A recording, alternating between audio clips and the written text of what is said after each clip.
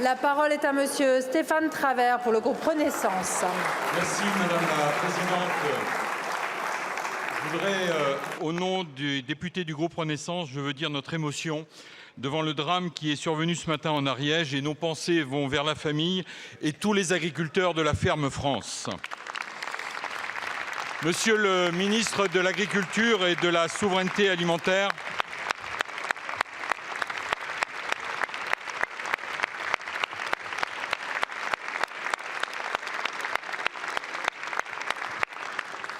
Monsieur le ministre de l'Agriculture et de la Souveraineté alimentaire, la France est une grande nation agricole. La France est reconnue pour la qualité et la durabilité de son agriculture et de ses systèmes. Les agriculteurs font partie de l'identité de notre pays et détiennent une partie de la solution aux défis qui nous font face. Soyez assuré, monsieur le ministre, que la représentation nationale est fière de ces agriculteurs, de leur engagement et de leur courage.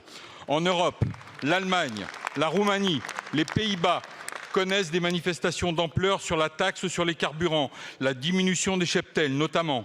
En France, le mouvement de colère des agriculteurs nous rappelle combien le dialogue et la recherche de solutions pérennes doivent être au cœur de nos priorités.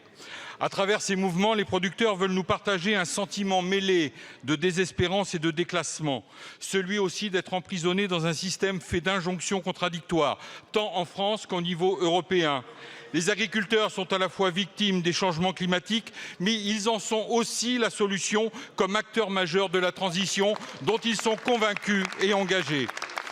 Aujourd'hui, monsieur le ministre, ils nous demandent de lever les freins sur la compétitivité, de respecter les accords passés dans la loi Egalim. Ils n'acceptent plus d'être entravés dans leur travail quotidien avec des contraintes franco-françaises qui les mettent dans l'impasse, alors que parfois leurs voisins européens n'y sont pas soumis. Ces revendications, monsieur le ministre, elles sont légitimes. C'est le sens du vote de la résolution pour lutter contre les surtranspositions que j'avais déposée et que nous avons adoptée à une très large majorité en mai dernier. C'est un message de confiance que nous devons envoyer à l'agriculture française, car les agriculteurs ne réclament pas plus d'interdictions, mais plus de solutions et plus de liberté et moins de... Merci. La parole est à monsieur le Premier ministre.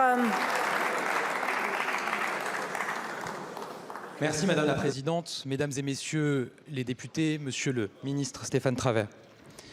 Tout à l'heure, à Pamiers dans l'Ariège, une femme, une mère de famille, une agricultrice a perdu la vie. Son mari et sa fille sont gravement blessés à l'heure où nous nous parlons. C'est une profession qui est en deuil. C'est toute notre ruralité qui pleure une famille. Mais ce drame résonne en chacune et en chacun d'entre nous, et c'est tout un pays qui est touché. Je veux à nouveau, au nom du gouvernement et en votre nom à tous, rendre hommage à cette famille, leur dire notre solidarité et notre soutien.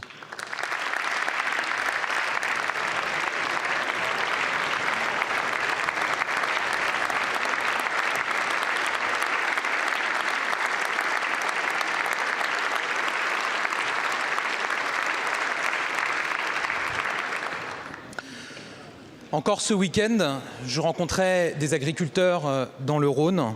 J'étais hier avec le ministre de l'Agriculture, avec la FNSEA, les jeunes agriculteurs, et je rencontrerai l'ensemble des organisations représentatives de nos agriculteurs aujourd'hui et dans les jours à venir. Parler avec les agriculteurs, c'est d'abord parler de passion, celle de leur métier, celle de notre terre, celle de leurs bêtes. C'est parler de transmission, de leur volonté de faire connaître et de partager leur vocation. C'est parler d'engagement d'une France qui se lève aux aurores chaque jour, qui travaille, qui ne demande que les moyens de pouvoir bien faire son métier et de la reconnaissance. C'est aussi parler d'une crainte, celle de la disparition de notre modèle, de la perte de la qualité, de l'absence de relève. C'est enfin comprendre une blessure, celle de femmes et d'hommes qui donnent tout pour notre terre, tout pour nos bêtes, et qui se trouvent sans cesse dénigrés, caricaturés, acculés.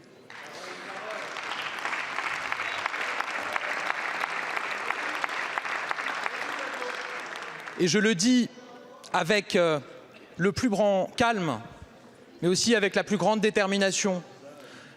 Parfois, vos larmes pour nos agriculteurs ressemblent à des larmes de crocodile, vraiment. Parce que la réalité, c'est qu'à chaque fois que nos agriculteurs que nos éleveurs familiaux ont un projet d'extension de leur élevage. Qui s'y oppose? Vos amis, avec votre soutien. À chaque fois qu'un projet est lancé dans notre pays, sur une retenue d'eau pour lutter contre la sécheresse, sur des investissements pour nos exploitations, ce sont vos amis qui s'y opposent. À chaque problème, vous répondez par une norme. À chaque difficulté, vous répondez plutôt en général en pointant du doigt nos agriculteurs.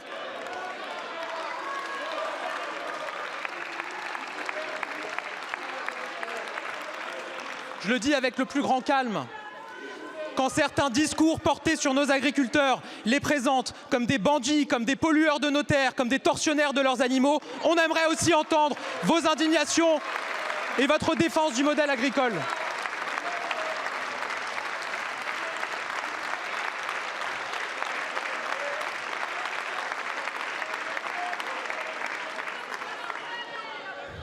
Parler avec nos agriculteurs, c'est évidemment parler avec des femmes, des hommes qui sont évidemment dans l'angoisse, et je vais y revenir. Mais c'est aussi parler avec des femmes et des hommes lucides. Lucides sur l'importance de l'Union européenne, et ça a été redit par le ministre Marc Fesneau, pour les aides de la PAC, pour nos capacités d'export. Et donc je le dis, il y a aussi une lucidité face à ceux qui butinent de colère, en donnant le sentiment qu'on pourrait sortir de l'Union européenne.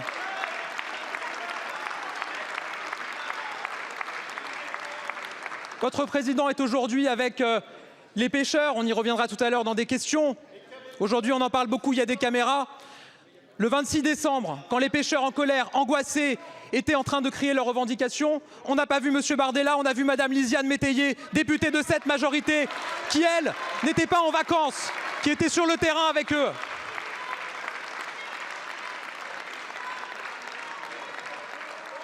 En échangeant avec les représentants de nos agriculteurs, nous avons eu l'occasion de revenir sur les grands sujets, et vous l'avez fait, monsieur Stéphane Travert.